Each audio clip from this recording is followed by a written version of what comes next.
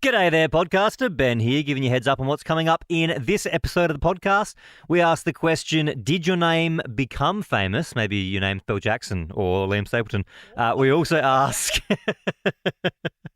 weird place you met your partner, and we open up the forbidden folder. And this week's is a doozy. Live across Australia, this is Ben, Liam and Belle's Late Drive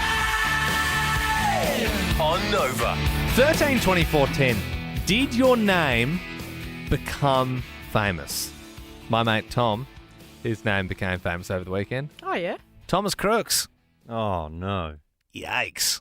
The guy who shot Donald Trump's ear off. So, but it's not him. It's not him. Just same name. No, I spoke to him this morning. It's not him. I sent him because you know how that story is just insane. Like you said, what, Trump's been shot? Like you're looking on your phone, you turn the news on, and you're like, this is just wild. Like how has this happened? And then like later in the story, like in the day, there's more developments in the story.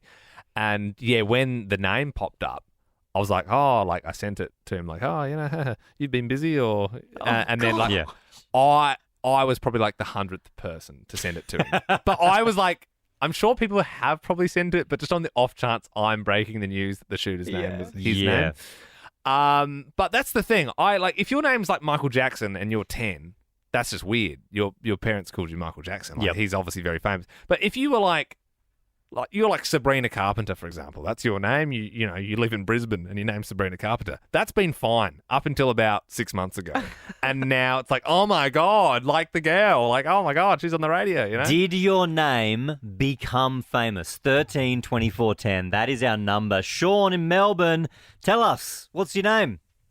Yeah, so one of my good mates' name is Adam Driver, and his Instagram absolutely blew up when Star Wars came out. Yeah, because Adam Driver was nowhere until like Kylo Ren, who was in the Star Wars, and now he's been in like tons of movies. And Pretty unique face though.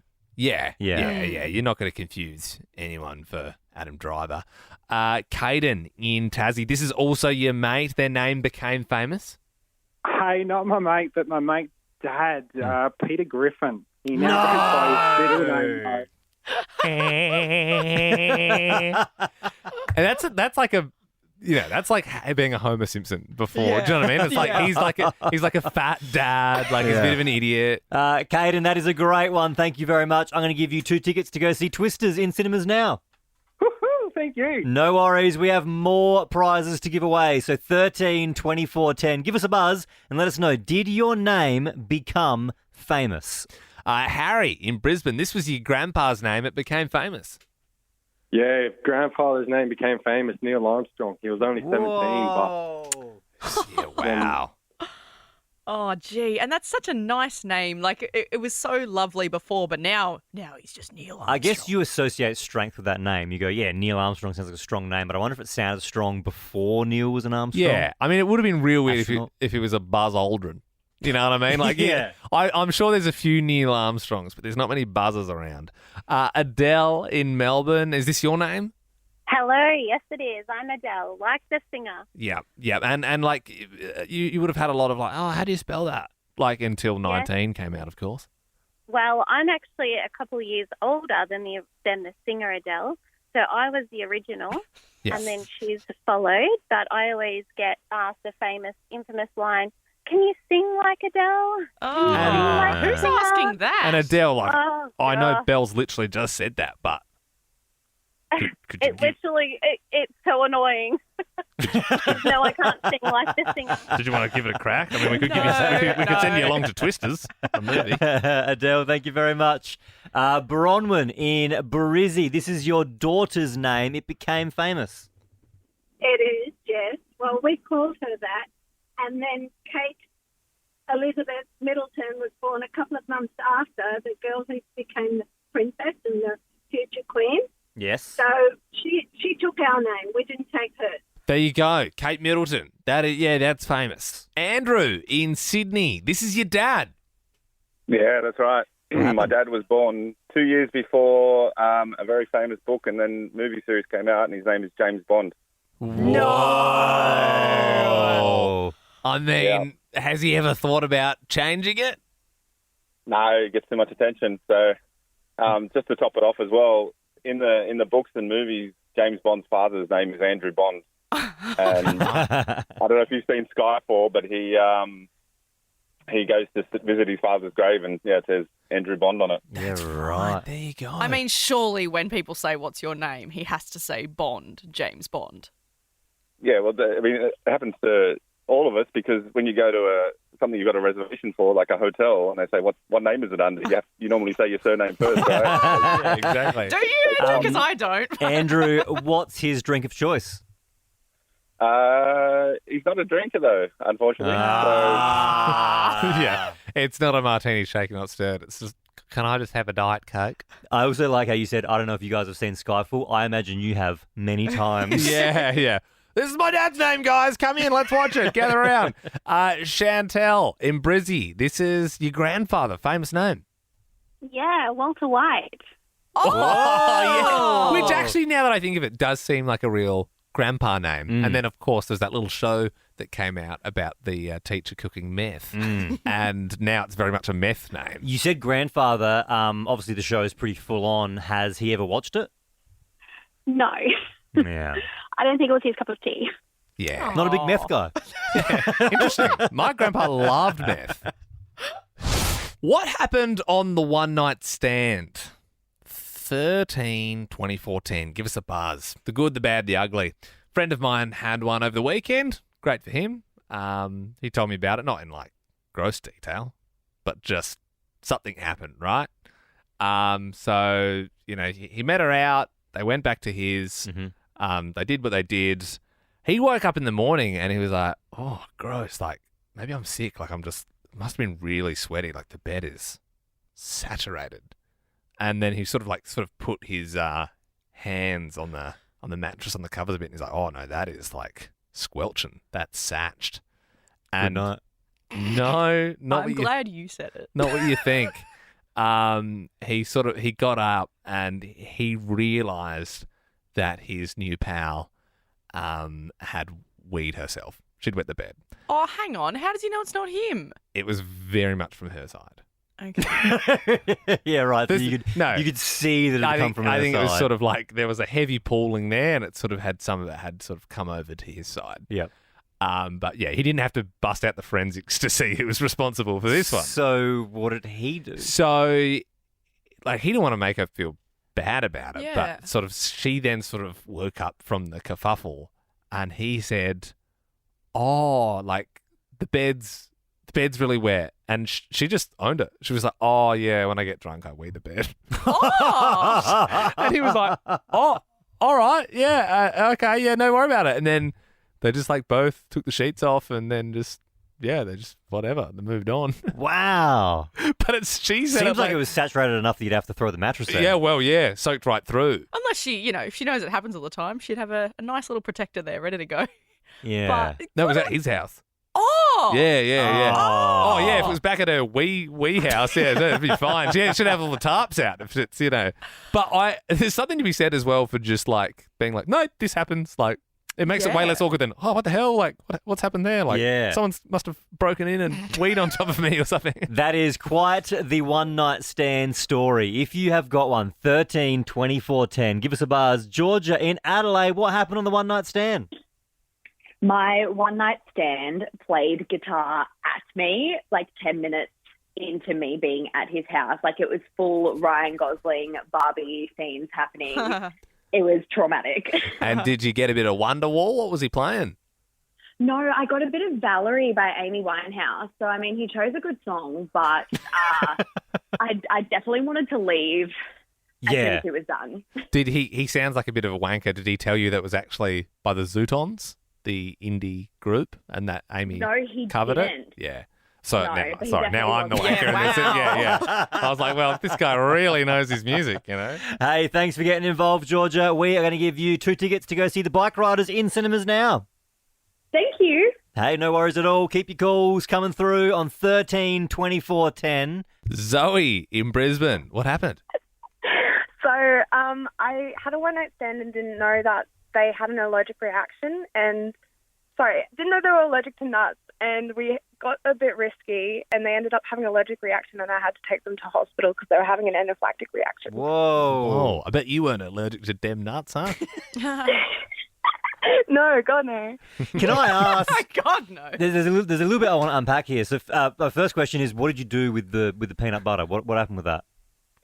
So I actually had a sandwich with peanut butter on it, before I came. Yep. And then I did some nasty things. Yep. Okay, And that makes he sense. started swelling up. Yeah, no, Yeah, sorry. yeah. Because that makes a lot of sense. I thought that you somehow got out a jar of peanut butter and you Yeah. started putting it somewhere. I'm And like, I wouldn't like that. For a one-night stand, well, you'd hope it's smooth and not crunchy for starters. But Yeah. if you were bringing a peanut butter jar to a one-night stand, Yeah. you need Jesus. And then I also thought, so he obviously knows he's allergic to nuts. Imagine how into it you'd have to be for you to get the jar of peanut butter out and him to go, I'm going to go through with this. I'm a real freak. This could kill me, but I'm willing to try. Caitlin in Melbourne, what happened on your one-night stand? Hey guys, this one's a bit of an awkward one because the next morning he asked if I wanted to go and get a tattoo with him, and I was like, sure, but I'm not going to get one, but I'll come if you're getting one. That's fine. Yeah. And then didn't realise that he had booked in for a whole chest piece of his mother's name, and I didn't know how to get out of it, and ended up being in this tattoo parlor for 6 hours. Whoa. You were in for all the highs and lows. Oh, my gosh. But you know what? At least you got with him before he had that horrendous sounding tattoo. Yeah. So that's good. Well, that's true. That's a bonus. Phil in Sydney, this is one of your friends. What happened on their one-night stand? Oh, my God, this is one of the funniest things ever. This was about 4 years ago. One of my mates, he ended up hooking up with his first cousin. But he didn't know that going into it, right? I don't think he realised, because they had all different haircuts and it was dark and they were wasted. He realised afterwards. Hang on. So when you say hook up, do you mean he just kissed the first cousin? Oh, no, sorry. Keep in mind, you're on. Yeah. Remember, you're on radio as well, Phil. I feel like you're the kind of guy Yeah. where you might say something. Yeah. Yeah. Nah. Okay. Cool. He just kissed them? No, he did the deed. Yeah, I don't buy into the couldn't see in the light sort of. Do you know what I'm saying? Oh, geez, all right. Surely you're catching a bit of a glimpse. You know what I mean? And Phil, you said that's a friend, Yeah. right? You said it's a friend. Yeah, he was he was a good mate of mine, but we realised in the morning when I came back to the room, I was like, bro, isn't that your cousin? All right. I mean, Phil, thanks for getting involved, mate. We're going to give you 2 tickets to go see Twisters in cinemas now. Aye. Oh, that's awesome. unreal. Do we want to do 13, 24, 10 incest? No. I don't think we want to do that. No. Liam, you said something just before that's really resonated with me. We heard a brilliant story about your mate who had a one-night stand this weekend, and he woke up and the girl who was in his bed had weed the bed overnight. Yeah. And you know what? I relate. You weed the bed too? No, I don't. But she said, when I get drunk, I always wee the bed. Yeah. And I've realised that there is something that when I drink, there's something that I've started doing every time now. And no, it's not wee the bed. I've started doing a load of washing every time. So Saturday night, I was hosting and I had people over. Yeah. And we had a few drinks. And Sunday morning, I was like, that's weird. The clothes horse is out with a whole load of clothes. Oh, you hung it out as well. I did a whole load of washing, hung it out while I was hosting people. And it's just because I just don't like mess. And so when I was hosting, I was like, excuse me. And it's the third time I've done it now where I've just gone into the laundry, put a load of washing on, waited for it to finish, hung it up. And the next day on Sunday, I was like, great. I mean, that's a good one, though. You know, some people still garden gnomes. And, if you get drunk and then you do stuff around the house and you wake up and your house is kind of clean, that's good. I would love to do 13, 24, 10. When I get drunk, I always... ... You can finish that sentence, good or bad. We would love for you to call us. I put a Sylvester Stallone movie on and get an AB or a HSP or whatever you call it and pass out on the couch. And most of the time I sort of mainly have got most of the meat out, and then I normally wake up to my wife being like, come to bed. And I go, just leave me here. Just leave me in my pigsty. And she can smell the garlic. That's how she wakes up. 13, 24, 10. We got prizes up for grabs. Finish this sentence. When I get drunk, I always ... Damien in Melbourne, good evening. Finish this sentence. When I get drunk, I always... Always grab a pillow, grab a blanket, and just tuck myself into bed right next to the toilet. Okay, yeah. Yeah, I mean, I suppose if you're going to yak or something like that, but I mean, I couldn't imagine it would be too comfy on the cold tiles. Definitely just go the bucket instead of moving yourself to the toilet. Lockie in Brizzy. When I get drunk, I always... I tend to take a road sign home. One of those guys. I reckon I could start my own company with the ones I got in the living room at the moment. Lockie, could you give us your top road sign? What's your favourite? No lines. Oh. I wonder why rare. you would have got that one. Strange. Yeah, I'd imagine. Big road enthusiast. Yeah, you probably did a bit of that when you picked that one up. Troy joins us now in Brizzy. Finish this sentence. When I get drunk, I always... tend to go to the toilet in the wrong room. You hear about these people. Yeah, like you sort of... Someone's shouting at you and you come to and you've weed in like a wardrobe or a linen press or something like that. Why? Yeah. What are you, a child? I don't know, Troy. Yeah. I had a friend who did that. Yeah. Yep, right into the kitchen bin. Troy, where's one of the places you've done a wee before? In the kitchen pantry. In a pantry. Not the pantry. You're not that guy that went and weed in Woolies the other day, are you? Spoiling the food. How much of the pantry did you have to throw out after that one? Oh, not a great deal. The wife sort of had a few words to me and I come to, so yeah. Okay, good. I thought that by the sounds of it, you were going to make your wife clean up the urine, but no, you did by the sounds of it. Yeah, which is good. Yes, very good. Well, look, Troy, thank you very much for getting involved. 13 24 10 is our number. You can always give us a buzz and let us know. When I get drunk, I always... Side note, though, kitchen bin, anywhere other than the toilet, if you had a strong bin bag, probably the best place to go. Absolutely. I think mushroom risotto. I reckon fish fingers. Bangers and mash. Winner, pick their dinner. Yep, it's one of the trickiest games on Australian radio. Cassie's given us a buzz and she's about to pick the dinner of a random Australian who are about to call. What do you think they're having, Cass? I'm thinking pasta carbonara. Okay. What type of pasta? Is it sort of a spiral? Maybe like a tagliatelle. Whoa! What is that one again? Is that how you say it?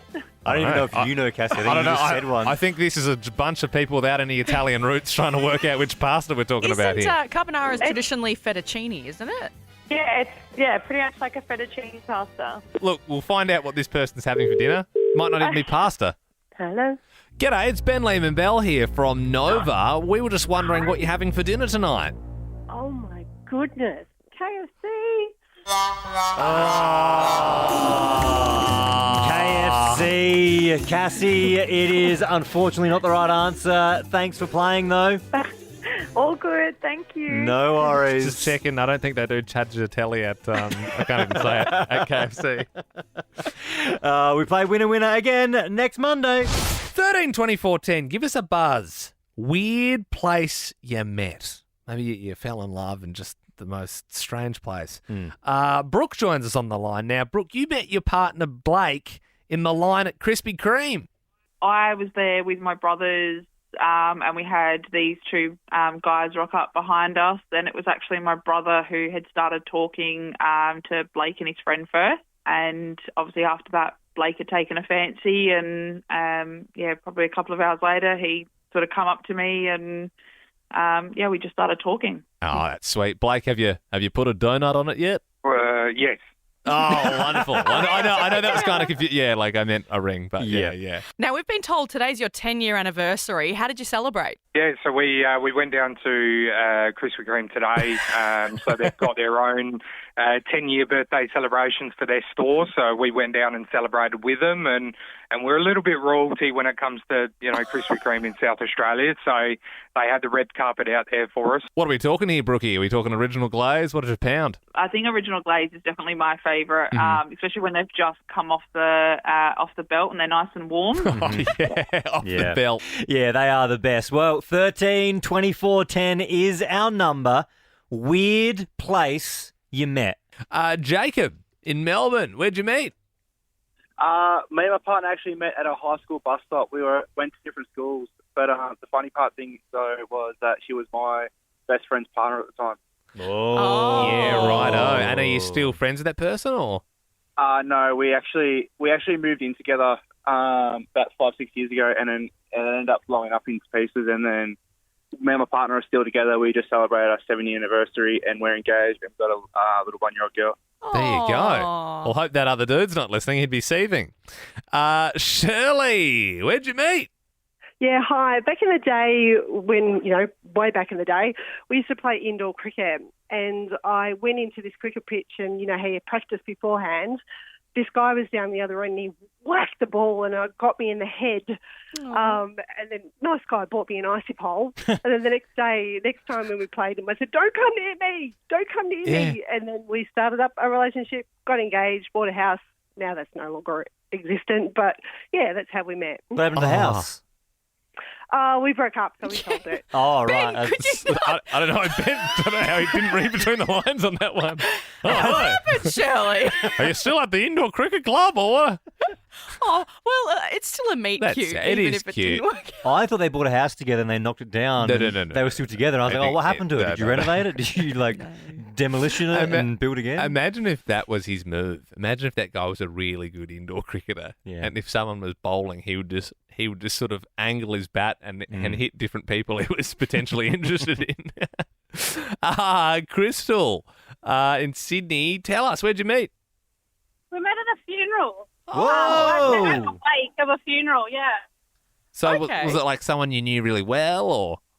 It was my housemate's dad sadly passed away, and my husband now. We met at the funeral at the wake, and we've been married for 15 years. Oh, well, that's nice. Something good came of that. They say that about weddings, and I don't know if they say it about funerals, but it's sort of sometimes you're just in a bit of an emotional state, and you might find someone. Well, He Crystal, came up and asked me how I met him, and I gave him my story, and he gave me theirs. well, there you go. Well, look, now you can both go to the movies together. The Bike Riders in cinemas now.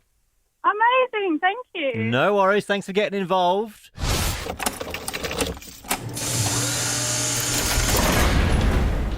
Tonight in the Forbidden Folder, we are speaking to a tsunami survivor. This is where we keep all the taboo topics, and everyone remembers the Boxing Day tsunami back in 2004. I mean, over 230,000 people died across 14 countries. And we're joined now by an Aussie guy, Joe Jardina, who was in Phuket with his family when the tsunami hit. He unfortunately lost his son in the disaster. Joe, for people who can't even begin to imagine it, what are tsunamis actually like? A tsunami is your worst nightmare. You lose total control. You have no say in what is going to unfold, and the loss of lives is just immeasurable. Yeah. Joe, can you paint a picture for us? What were you doing the moment it hit? We were having breakfast. We're right at beachfront, Ivana and I. Fortunately, my daughter Carla wasn't with us. And I say fortunately because surviving that tsunami was just pure luck. And the next thing that I noticed was a small pool of water coming up on the road. There's an image that's portrayed where people believe that there's this huge wave that comes in. Well, it's not. It actually started off as just a small pool of water coming up onto the road. But the thing was that it kept coming. And it started to bring the four-wheel drive in that was in front of us. It doesn't look dangerous in the first instance. But that was the first stage, yeah. What was the second stage? What happened after that? After that, the tsunami travels at 800 kilometres an hour, so it's virtually the speed of a jet. So it slows down as it hits land, but it's got the push behind it, an 800 kilometre wave that's coming. So I said, "Come on, Paulie, we're going to get wet. Let's go in." And so we started running, not running fast, in towards the hotel, and I'm looking behind, and then I see that there's a four-wheel drive coming in, following us, which the water's bringing in. So I put Paul up against the concrete pillar, wrapped my arms around him because it still didn't look dangerous enough that we needed to try and get to higher ground. I put him up around the concrete pillar and held on to him, And then the wave hit us, and it only hit us about waist high. But when I say only, it picked us both up and threw us over a wall. Wow. Oh, my God. And once we hit the other side, something hit me on the back of the head and I went under, and that's when I lost him. Oh. Joe, I mean, that's heartbreaking. In the moments when you came to, what happened after that? I ended up being slammed up against a building, and my hand got trapped, and I don't know what it was. Whether it be it could have been a car, it could have been a washing machine, a refrigerator. I really don't know, but I couldn't move. I was making every attempt to try and free myself. I just couldn't get around to it, and the time came rather quickly, I might add, when I was underwater, and that was it. I held my breath for as long as I could.